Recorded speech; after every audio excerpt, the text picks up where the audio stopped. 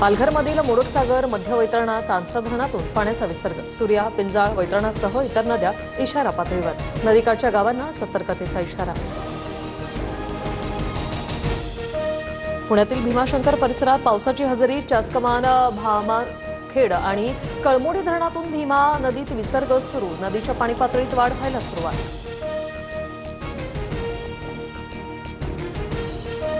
छत्रपती संभाजीनगरच्या गंगापूर तालुक्यात ढगफुटी सदृश्य पाऊस जायकवाडी धरणाचे आपत्कालीन दरवाजे उघडले 1,13,184 क्युसेकने विसर्ग सुरू जायकवाडी धरणाचे 27 दरवाजे उघडल्याने गोदावरी नदीला पूर।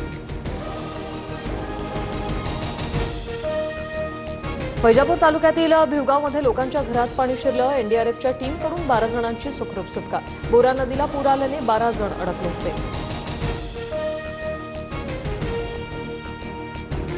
मुसळधार पावसामुळे चाळीसगाव शहरातील धुळे रोड परिसर जलमय शहरातील रस्त्यांना नद्यांचं स्वरूप आदर्श कॉलनीमध्ये लोकांच्या घरात आणि दुकानात पाणी शिरलं। नाशिकच्या रामकुंड परिसरात पाणी साचलं गंगापूर धरणातून 5,447 क्युसेक वेगाने गोदावरीत विसर्ग नदीकाठच्या लोकांना प्रशासनाकडून सतर्कतेचा इशारा।